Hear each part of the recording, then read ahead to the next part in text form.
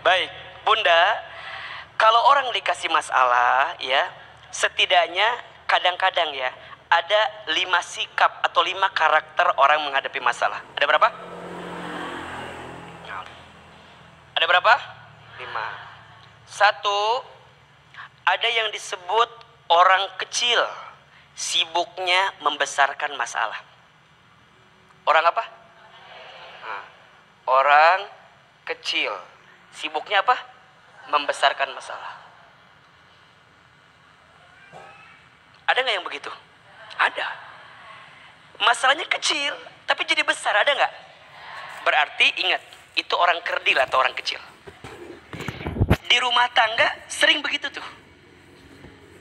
Halo, betul apa enggak? Oke, contoh, Bunda sering ada masalah yang sebenarnya simpel sih, tapi kadang-kadang jadi besar. Apa kira-kira contohnya ya?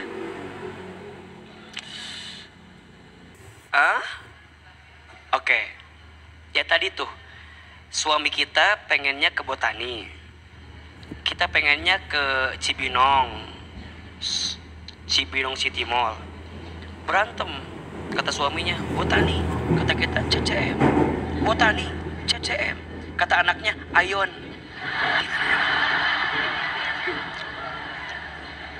Kecil nggak sebenarnya, tapi jadi besar nggak? Bunda di mobil gara-gara itu jadi debat nggak? Jadi bad mood nggak? Kehel kan? Turunkan aku di sini kan gitu kan? Kalau pas lagi PDKT kadang-kadang begitu kan? Jadi kesel kadang-kadang. Padahal simple nggak? Pertanyaannya, di Botani ngejar apa? Di CCM ngejar apa? Di Ayon ngejar apa? Betul nggak? Kalau satu yang kita ingin tuh ada di setiap mall itu, kenapa harus berantem? Ketemu sebenarnya. Makanya hati-hati. Di rumah tangga itu sering ketuker cicak sama buaya. Apa? Cicak sama buaya. Masalah kecil dibesar-besarkan, masalah besar dikecilkan. Contoh, masalah besar dikecilkan. Iya masalah besar tapi disepelekan. Urusan anak. Kata kita, ayah, si kakak teh mau sekolah di mana? Kata suami kita, atur aja lah. Kumaha mamah aja, iya enggak? Padahal seorang ayah penting gak menentukan sekolah anak? Penting. Tapi tidak sedikit seorang ayah yang menyepelekan itu. Padahal tugasnya ayah memastikan pendidikan anak. Betul nggak? Memastikan bagaimana perkembangan anak. Itu memastikan seorang ayah. Tapi itu masalah besar, tapi sering disepelekan. Padahal harusnya seorang ayah harus tahu kemana sekolahnya, apa kurikulumnya, seperti apa pendidikannya. Perlu tahu tidak? Perlu. Ibu sekolah pertama, iya. Tapi ayah kepala sekolahnya. Sekarang bayangkan kalau ada sekolah tapi nggak ada kepala sekolahnya, apa yang terjadi? Maka kurikulum yang akan dipakai gitu kan, pengembangan yang dipakai jadi nggak ketemu. Makanya mohon maaf, Bunda jangan sampai salah meletakkan masalah. Ini masalah kecil apa masalah besar? Kalau masalah kecil ya udah kecilkan. Kalau masalah besar ya sudah, ayo kita pertimbangkan matang-matang. Bunda belanja kadang-kadang suka milih kerudung teh kan, ini belum punya, kata suami teh, Bunda kan udah ada ini warna coklatnya, beda ini mah beda coklatnya. kita kan nggak taunya di lemari asa ada coklat dia teh. Saya bilang gini, kan ada coklat tua udah ada, muda ada, ini beda, ini mah ada polkadotnya, beda ini mah. Jangan, kan sebenarnya mah kecilnya tapi meni asa riweuh kan ya. Dan kadang-kadang juga kita suami suka riweuh juga. Kadang kacamata kita dengan istri sama atau beda? Ya mungkin beda. Bagi kita mungkin simpel, tapi bagi istri kita mungkin jadi besar gitu. Ya udah, kalau sesuatu yang bagi istri kita memang ini penting, ya sudah hargai itu.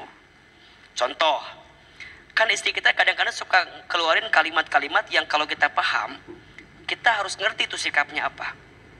Contoh, kalau istri bilang nggak tahu, kira-kira apa? Bukan, maksudnya dia nggak mau ngomong apa lagi gitu. Bunda gini, nggak tahu, berarti dia nggak mau ngomong apa lagi. Atau yang kedua, Bunda mau makan apa? Apa jawabannya? Oke. Ya Allah, saya berdoa kepadamu ya Allah, jauhkan hamba dari perempuan yang bilang terserah ya Allah. Itu yang paling berat.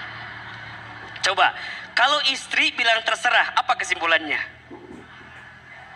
Bukan.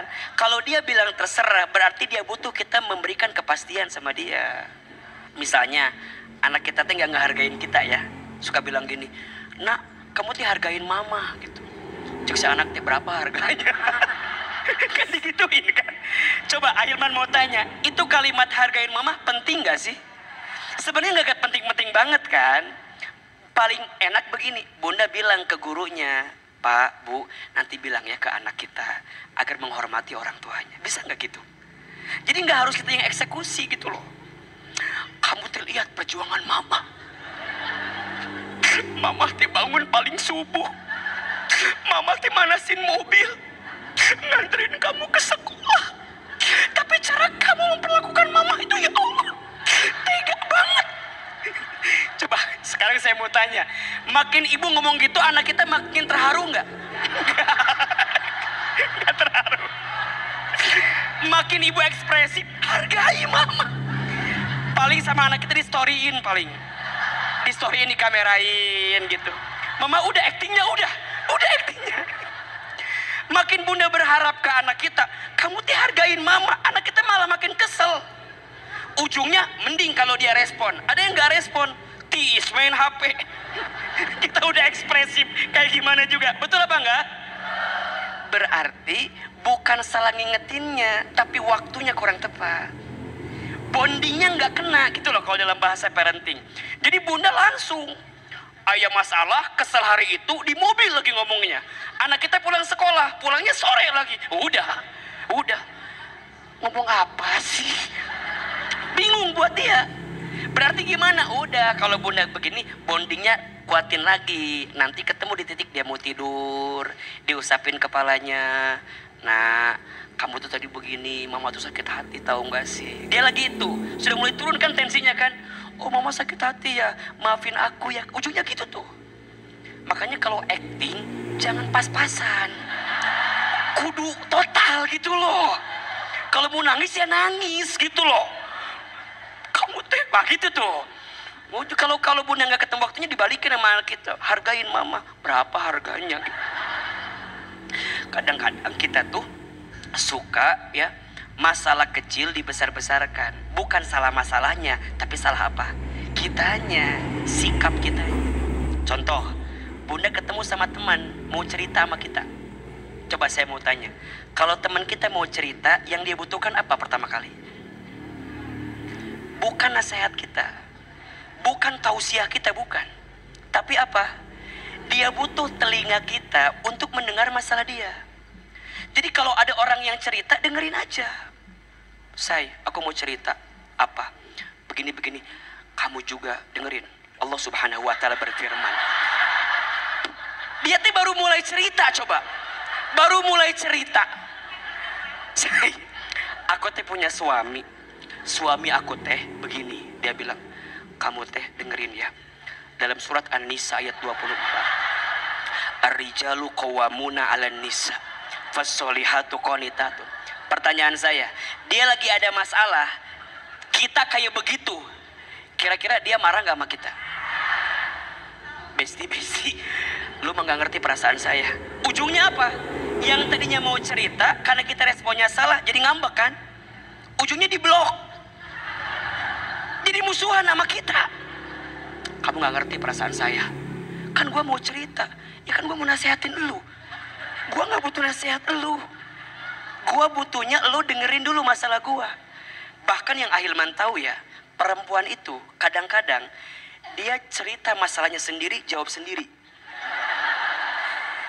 Jadi sebenarnya ujungnya dia juga yang jawab kadang-kadang.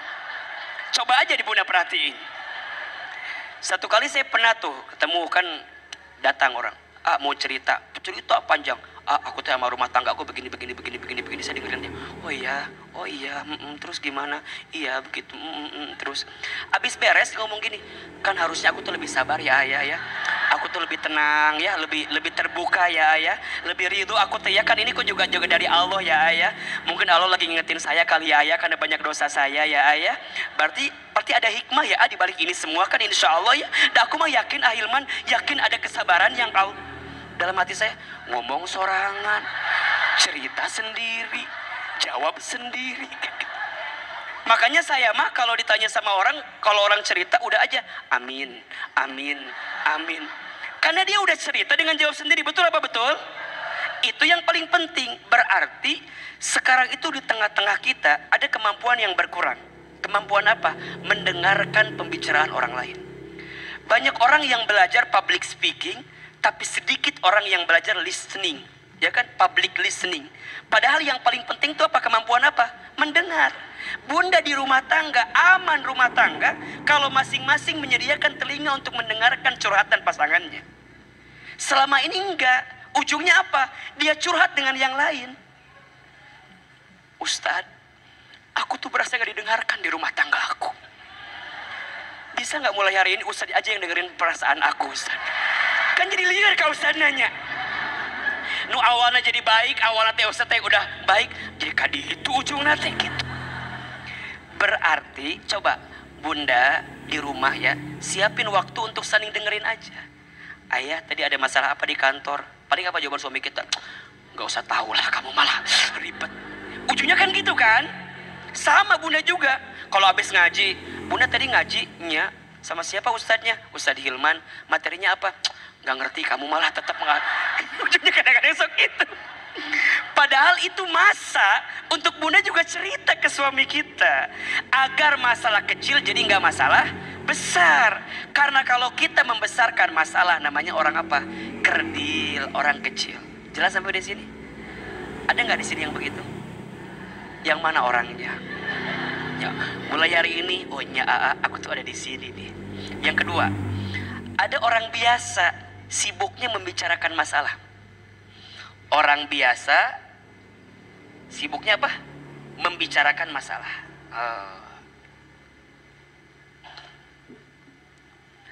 Masalah itu ketika dibicarakan dan jika tidak tepat kepada siapa kita bicara, bukan jadi kecil tapi jadi bala besar.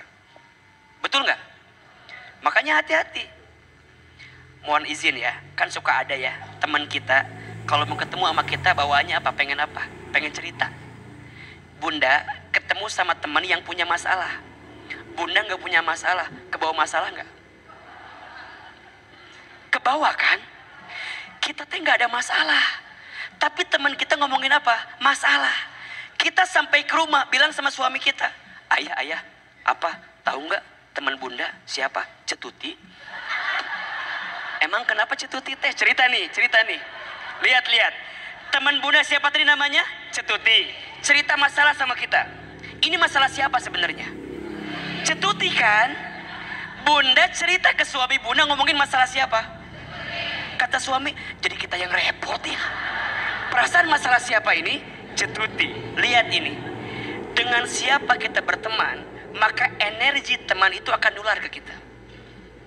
Bunda ketemu sama orang yang masalahnya meni banyak pisan. Kita tuh nggak ada masalah. Lihat wajah dia ada masalah jadi ke bawah masalah kan. Jadi orang nu lieur kieu nya. Perasaan tadi ngaji mah asa nggak ada masalah. Tapi ketemu sama kamu kok jadi berat gini masalahnya. Makanya ini penting. Kalau kata Ahilman mah, kalau Bunda ada masalah, coba belajar untuk tidak share masalah itu ke publik. Kenapa sih suka nggak tahan gitu kalau nggak share teh meni hayang nge-share we. Dan mohon maaf, ini juga kritik buat kita semua ya. Kalau Bunda share status di sosmed, share yang baik-baik. Kita mah kadang-kadang status teh meni Masya Allah. ZZZ ngantuk. Naon coba status teh ZZZ ngantuk. Ada gak yang begitu kira-kira? Kita teh kan baca kan? ZZ tunuh. Naon sih? Ada yang begitu, ada yang begini. Kadang-kadang ya tulisannya teh SS lapar, ada yang gitu. Kita dalam hati mikir gini, naon sih ngirimkan lapar, hayang dikirim GoFood, naon sih? Yang jelas atuh. Yang lucu begini, ada yang lucu begini. Gambarnya hitam. Tiba-tiba di bawah tulisan gini, buat yang ngerti aja. kita teh kan baca ya, si Besti itu kunaon nih katanya. Jadi pertanyaan tuh kira-kira. Jadi pertanyaan dong, kita WA deng ke dia kan, say ada masalah apa, cerita atuh gitu kan. Dia nggak ngejawab, dia bikin lagi status yang baru, fokus kepada yang mencintaimu, jangan fokus kepada yang membencimu. Itu kan firasat kan, seakan-akan ada apa-apa kan. Takutnya kita yang kesinggung, takutnya kita yang salah. Nanya lagi, atuh saya cerita jangan didiamin kayak gini, aku juga jadi kepikiran kamu kayak gimana kan gitu kan. Dia bikin lagi status, makasih buat yang ngertiin aku gitu. Kita teh jadi macam status dia terus menerus. Coba sekarang saya mau tanya, kita nggak ada masalah, baca dia begitu jadi kepikiran nggak? Hati-hati, berarti itu orang biasa, sibuk membicarakan masalah. Ada nggak yang begitu? Ada. Hari Sabtu nih, hari Sabtu bikin status at home alone, di rumah sendiri aja gitu kan. Naon sih, hayang diajak healing, pengen diajak jalan-jalan gitu kadang-kadang kita mah. Jadi ternyata berteman dengan siapa menular dengan kita. Kalau berteman dengan orang yang suka ngomongin masalah, ke bawah masalah nggak? Ke bawah. Saya waktu dulu masih kerja ya, ada tuh awal bulan ada yang cerita bayar SPP anak sekolah, tengah bulan cicilan motor, akhir bulan cicilan rumahnya dia. Pertanyaan saya, kalau cerita itu ke orang, orang bayarin apa enggak? Terus kenal diceritakan segala tuh. Hanya nyaho, biar semua orang tahu kalau kita punya hutang. Coba belajar untuk menahan itu. Agar apa? Agar kita tidak masuk orang biasa. Boleh nggak kita cerita masalah sama orang? Boleh. Apa panduan Quran? Fas'alu ahli dzikri in kuntum la ta'lamun. Ceritalah kepada orang yang dia ahli zikir, ahli ilmu, dia mengerti masalahnya. Jangan sembarang orang, apalagi sosmed. Ingat ya, jangan sibuk menceritakan tentang dirimu kepada orang lain. Karena yang mencintaimu tidak butuh itu, dan yang membencimu tidak percaya dengan itu. Status hari Rabu itu ya. Ulah jangan dikit-dikit status, jangan dikit-dikit share, jangan. Ya, kalau ngaji begini boleh nggak di storyin? Boleh. Alhamdulillah bisa ngaji gitu. Share kebaikannya, poin-poinnya gitu. Bukan yang komentar lain, bukan. Cuma kadang-kadang ngaji teh, alhamdulillah bisa ngaji sama Ahilman. Menit tambah glowing wise ya teh. Terpenting. Buat orang apa coba? Manfaatnya apa itu buat orang lain? Ada yang baru ketemu misalnya ya, baru ketemu. Alhamdulillah bisa ngaji sama Ahilman. Ya Allah, biasa lihat di TikTok. Sekarang langsung lihat lebih ganteng daripada di video ya. Buat apa dia terpenting coba? Share nih, ujian dibagi 3, suratnya ini, itu lebih penting. Betul apa betul? Banyak yang begitu di sini? Yang mana orangnya itu tuh? Hati-hati ya. Yang pertama ada orang apa? Kecil, sibuknya membesarkan masalah. Yang kedua, orang biasa, sibuknya membicarakan masalah. Ada yang ketiga, orang besar. Orang besar sibuknya apa? Menyelesaikan masalah. Jadi dia mah nggak tahu masalahnya apa, pokoknya solusi aja. Ada nggak yang begitu? Ada nggak? Ada. Jadi pokoknya mah dia nggak tahu masalahnya apa, pokoknya mah kieu dengekeun ya nya. Satu sisi bagus apa enggak? Bagus. Tapi ingat ya, yang paling penting dari masalah bukan solusi, tapi yang paling penting itu hikmah di balik masalah itu. Ada orang yang kita baru cerita langsung kieu dengarkan saya bicara ya. Kita tuh belum mulai ceritanya ya, tapi dia udah bicara ke situ tuh. Hargai, berarti dia ciri orang besar. Tapi ini perlu kita turunkan egonya. Karena kadang-kadang yang menjadikan kita tidak ketemu hikmah karena ego kita. sering menyimpulkan sesuatu yang kita belum tahu apa kesimpulan akhirnya. Terutama orang yang pemarah. Ingat ya, Bunda Teteh sayang, jangan mengatasi masalah dengan marah. Karena marah tidak akan pernah menyelesaikan masalah. Marah itu justru menambah masalah. Betul? Bunda misalnya mohon maaf ya, kan kadang-kadang suka ada aja ya kita teh masalahnya. Misalnya Bunda bikin minum buat suami kita, tapi mungkin kurang. Atau misalnya salah, judulnya manis, yang datang asin misalnya. Pas Bunda mau ambil gula, yang keambil apa? Garam. Kan gak sedikit yang marah kan? Ketika dikasih, ayah ini teh manisnya. Contoh ini mah ya, contoh. Sekaligus ahilman ge haus sedikit ini tuh ya. Contoh.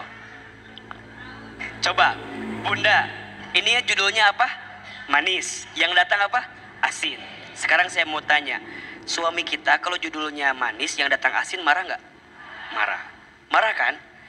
Bisa nggak marah sebenarnya? Bisa kan? Bisa aja bilang gini, Bun, ini salah masukin gula, Bunda masukin garam. Bisa gitu kan? Bisa kalau suaminya Ustadz Hilman. Bisa, misalnya bisa begitu kan? Tapi kan gak sedikit yang kemudian, kamu mahnya mending gak bisa bedain gula sama garam. Besok gua beliin gula 1 truk gara-gara masalah ini doang. Marah. Suami kita marah kan? Kalau digituin ibu marah gak? Ya Allah ya, maaf atuh. Tadi aku teh lupa kirain gula, aku masukin garam. Apa jawaban suami kita? Bukan lupa-lupa, kamu tuh udah nikah dengan aku puluhan tahun, masih kena salah juga. Oh, aku teh capek, berangkat subuh, pulang malam, sampai rumah dikasih teh, rasanya apa? Ibu digituin, marah nggak? Ibu yang tadinya tenang, salah, tapi digituin, jadi marah nggak? Bapak, kamu tinggal ngerti perasaan aku. Ujungnya ibu bilang gitu kan? Emang mama nggak capek? Mama juga capek. Dari pagi mama teh, ya Allah, can aya waktu selonjoran pisan. Mama teh ngepel, nyapu, nyuci, ngurus anak 3. Yang 1 bisul, tahu nggak sih? Yang 2 cerita tuh ujungnya tuh. Apalagi perempuan ya, kita marah A sampai D, dia sampai Z marahnya. Bapak tahu nggak? Anak kita yang pertama bisul gara-gara siapa? Gara-gara bapak keluarga bisul. Da bapak mah dulu mamana bisul, induna bisul, panjang tuh. Kata suaminya, hari mana ngomongin indung orang? Kenapa ngomongin ibu gua kan gitu? Perasaan cuma masalah ini doang. Tapi kan udah tergores hati, sakit hati apa enggak? Sakit kan? Ujungnya apa? Kutreng kan? Marah. Marah. Awalnya cuma simpel ini. Cuma simpel. Ujungnya apa? Udahlah kalau gitu mah, pulangkan saja aku ke rumah ayahku. Aku tuh udah capek banget. Kamu mah ya Masya Allah ya, tahun lalu juga begini, 2 tahun lalu juga begini. Kamu mah gak pernah berubah. Cek suami nanti, jadi panjang kemana-mana ya. Perasaan cuma masalah ini doang dia. Lihat-lihat, ingatan perempuan, masalah detik ini 7 tahun lalu diungkit lagi. Aku pernah merasakan yang sama. Percis kamu gak pernah berubah ya ayah ya, masih sama kayak dulu ya. Kata suaminya, ya Allah, jadi kieu ya. Ada nggak yang begitu di sini? Yang mana orangnya? Ingat ya, al-mar'atu kal-mir'ah. Perempuan itu seperti cermin hatinya. Cermin itu kalau sudah pecah, mungkin kau bisa merangkai kembali pecahan cerminnya, tapi pantulan cahayanya tidak akan sama seperti sedia kala. Itulah hati perempuan. Kalau sudah sakit, mudah memaafkan, tak mudah melupakan. Catat ya, status malam Jumat. Benar, coba. Kalau udah marah gitu, rame nggak jadinya? Jadi besar kan? Lihat, memang pengen nyelesain masalah tapi nggak ketemu. Ujungnya apa? Pulang. Aku pengen pulang. Suami kita juga lagi marah. Apa kata suami kita? Ya udah, mau dipesenin Gojeknya sekalian. Jadi nggak mau nganterin tuh, jadi marah. Pulang aja. Mohon maaf ya, mohon maaf. Seminggu masih kuat, 2 minggu masih kuat, sebulan tidur sendirian, nggak kuat kan? Akhirnya datang ke rumah bapaknya, diketok pintunya. Assalamualaikum, salam. Udin, namanya Udin. Jadi suaminya namanya Udin yang namanya. Ditanya. Iya. Iya, iya. Udin, iya Pak, nanya. Lilis ada, nama istrinya Lilis namanya ya. Panggil lah. Lis, iya, nih ada suami kamu nih. Udin, datanglah. Dia cerita sama Lilis. Lis, maafin ya, abang tuh kemarin kemasukan setan. Kata Lilis, iya lu setannya. Lihat marah nih. Maafin ya, udah kita pulang aja sekarang Maya. Mulai lagi dari nol gitu. Kata istrinya daripada pulang mendingan nyanyi dia. Lagu Rita Sugiarto. Tajam-tajam kata-katamu, seram-seram perbuatanmu, kau terus sakiti aku gitu ya. Ada keragapnya. Marah, ujungnya gutrang marah. Mohon maaf ya, tadi masalahnya kecil nggak? Urusan kecil jadi besar, bahaya. Biasa dibicarakan, bahaya. Orang besar pengen diselesaikan, tapi caranya salah, jadi bahaya juga. Jadi tidak semua masalah butuh solusi. Yang dibutuhkan bukan solusi tapi hikmah di balik masalah. Kalau misalnya mohon maaf ya, kita datang udah dari nol lagi, tapi nggak berubah, pasti ketemu lagi titiknya. Makanya kalau bunda lagi ada masalah, jangan minta diselesaikan dulu sebelum kita tahu hikmahnya apa di balik masalah itu. Makanya ingat ini, rumah tangga sakinah itu bukan rumah tangga yang tidak ada masalah. Rumah tangga sakinah itu rumah tangga yang jadi dewasa ketika ada masalah. Jadi berubah. Dan mohon maaf ya, yang Ahilman rasakan, justru rumah tangga itu nggak ada yang namanya senior junior, nggak ada. Karena makin usia bertambah, masalahnya makin lain-lain, betul nggak? Berarti ilmunya juga kudu makin nambah. Kalau ilmu kita nggak nambah, persoalannya makin nambah. Masalah makin nambah, ilmu nggak nambah. Masalah nggak? Masalah. Tapi kalau masalah nambah, ilmu juga nambah, ketemu titik equilibriumnya, ketemu titik tengahnya, disitulah hikmah yang sebenarnya. Maka hati-hati, ada yang ketiga, orang besar sibuk menyelesaikan masalah. Bagus satu sisi, tapi sisi lain kudu kita evaluasi. Ada yang keempat, apa itu Ustadz? Ada orang kreatif, sibuknya mencari peluang dari masalah. Orang apa? Kreatif. Mencari apa? Peluang. Ada. Ini juga bagus. Tapi peluangnya gimana? Ada yang peluang negatif, ada yang peluang positif. Ada. Ada yang peluang negatif begini. Bunda lagi ada masalah sama suami. Tiba-tiba bunda cerita sama temennya. Besti, apa? Temen aku yang waktu SMP, siapa? Itu si Agus. Nge-DM di Instagram, coba. Lihat, bunda tuh lagi ada masalah nih. Emang dia gimana sekarang? Iya, dia katanya udah pisah sama istrinya sekarang teh. Terus kumaha, aku lihat foto-fotonya pakai mobil bagus, coba. Jabatan juga Masya Allah sekarang mah. Teman kita kalau baik bilang gini, shh, kamu tuh lagi ada masalah, tahan.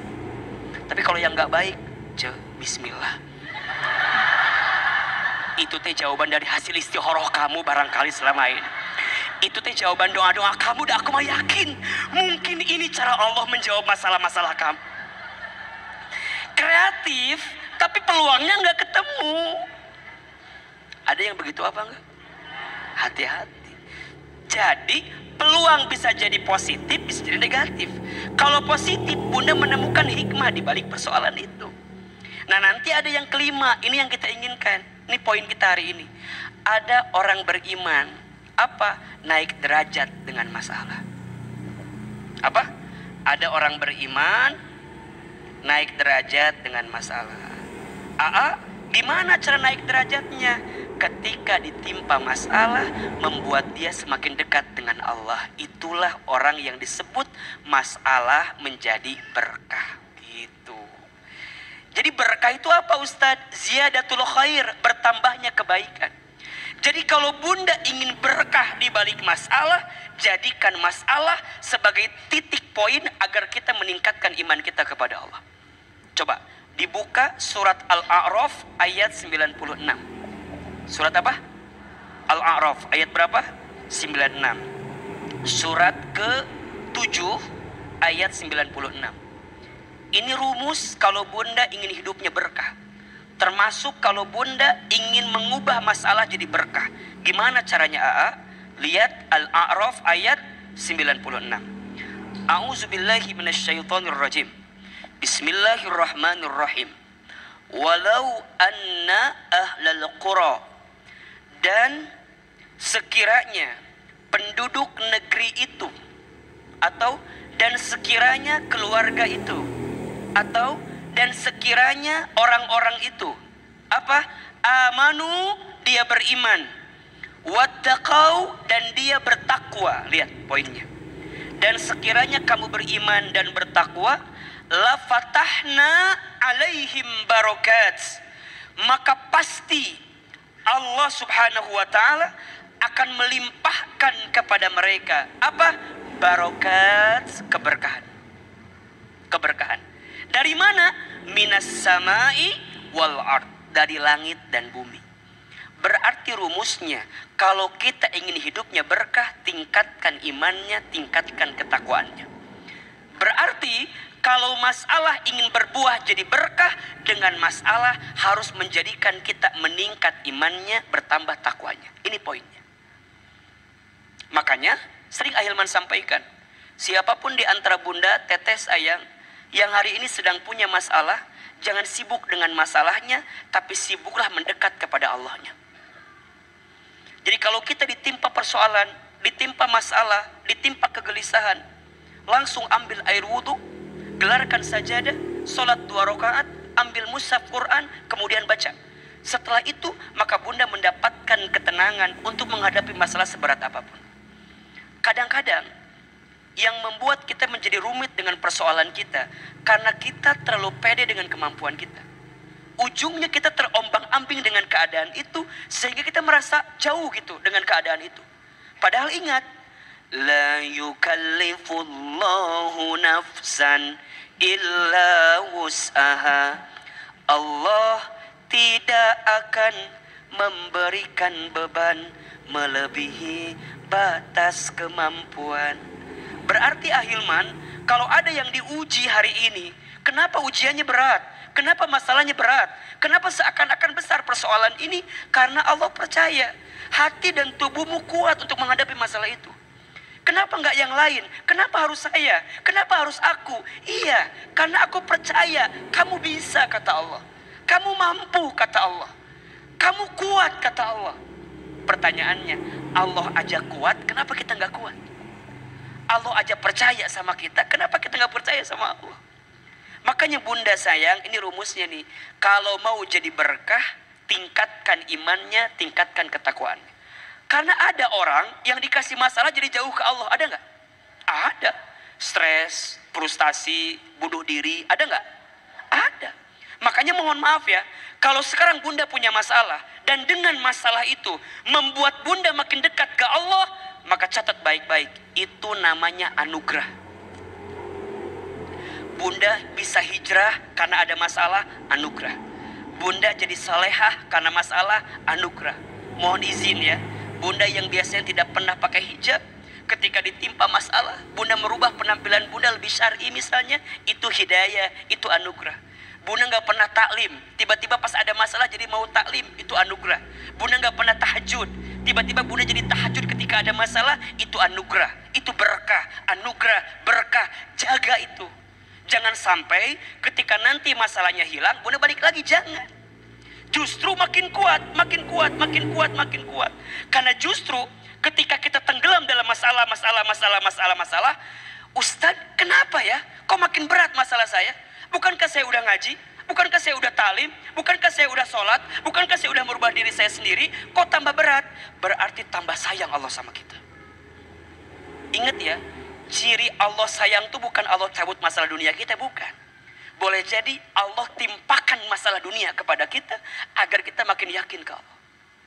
Makanya perhatikan di ayat yang tadi Ahilman baca tuh, la yukallifullahu nafsan illa wus'aha laha ma kasabat wa 'alaiha. Lihat kalimat ini, Rabbana la tu'akhidna in nasina aw akhtana.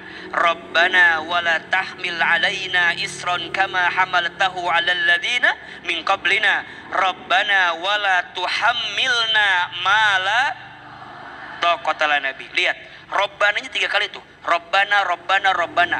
Isinya semua minta ampunan ke Allah. Ya Allah, jangan timpakan kami, jangan bebani kami, jangan hukum kami. Kan bisa aja Rabbananya sekali, bisa nggak? Tapi kenapa Rabbana disebutkan 3 kali? Poinnya, kalau kita ditimpa masalah, Allah tuh ingin kita berkali-kali datang ke Allah. Allah tuh pengen kita berkali-kali mendekat ke Allah. Sampai titik poinnya apa? Kalau Allah sudah mengerti nih, Allah tahu nih kamu berubah nih, Allah tahu kamu mengerti nih, Allah tahu kamu paham nih. Ujungnya apa kata Allah? Wa'fu anna, aku maafkan kamu. Waghfir lana, aku ampuni dosa-dosa kamu. Sampai titiknya warhamna, aku sayangi kamu. Dunia boleh hilang, tapi sayangnya Allah nggak boleh hilang dalam hidup kita. Dunia boleh pergi, asalkan jangan Allah yang pergi di hati saya. Asalkan jangan kasih sayang Allah yang pergi. Makanya Bunda, ada titik di mana kita ngomong begini, ya Allah, hamba ridha dengan semua ketentuanmu, ambil aja semuanya, tapi jangan kau ambil kasih sayangmu kepada kami. Maka Bunda nih, di antara ciri Allah mencintai hambanya bukan memberikan dunia, tapi Allah menitipkan pesan cinta kepada hamba itu untuk makin cinta dengan Allah Subhanahu wa ta'ala. Bisa nangis di sepertiga malam, nikmat bukan? Bisa sujud lebih lama, nikmat bukan? Bisa doa panjang, nikmat tidak? Bisa nangis ketika berdoa, nikmat atau tidak? Bisa taklim bersabar seperti ini, nikmat atau tidak? Mohon izin ya, mungkin ada di antara Bunda yang ngerasa bahwa kenapa aku ada di sini sekarang ya? Ada di titik ini, padahal lu gak pernah tahu tuh ngaji kayak gimana, taklim gimana, kajian gak mau. Sekarang Ustaz jadi kecanduan banget ngaji. Satu kali datang ke sini gak ada pengajian. Saking luar biasanya gitu loh. Ada nih jamaah, mohon izin ya, setiap ahilman ngisi orang itu pasti ada nggak? Dimanapun dikejar, kalau sudah titiknya ketemu nggak titiknya? Di mana? Di situ, di sini, di situ, di sini. Kadang-kadang mikir gini, aku teh kunaonnya meni asa cinta pisan ke ahilman teh, meni asa datang deh, ngaji tuh datang lagi. Ingat ya, bukan karena ahilman, tapi Bunda dititipkan cintanya oleh siapa? Yang melembutkan hati kita siapa? Makanya kalau ada yang bilang, sekarang jamaahnya ya Masya Allah tambah banyak. Bukan hebatnya saya, tapi Allah melembutkan hati Bunda. Wasilahnya mungkin oleh kita, tapi tetap berarti Bunda yang diinginkan oleh Allah mendapatkan kasih sayang dari masalah yang kita punya. Makanya kalau ada masalah, datang ke taklim. Kalau ada masalah, mendekat ke Allah. Karena itu titik di mana Bunda bisa mendapatkan keberkahan. Tingkatkan iman, tingkatkan ketakwaan. Nah, apa sikapnya ahilman? Kalau dikasih masalah agar bisa meningkatkan keberkahan, maka nanti Bunda ketemu titiknya, namanya 3M. Apa? Sikapnya 3M. Yang pertama menerima, yang kedua menyadari, yang ketiga mendekat. Saya ulangi. Kalau dikasih masalah, sikap yang pertama apa? Menerima. Sikap yang kedua menyadari. Sikap yang ketiga mendekat. Coba ulangi. Menerima, tangannya begini. Menerima. 1, 2, 3. Menerima. Lebih keras suaranya. Menerima. Yang kedua menyadari. Lebih keras. Menyadari. Yang ketiga mendekat. 1, 2, 3. Mendekat. Kalau dikasih masalah, sikap yang pertama apa? Menerima. Yang kedua menyadari. Yang ketiga mendekat. Sallu ala Nabi Muhammad sallallahu alaihi wasallam.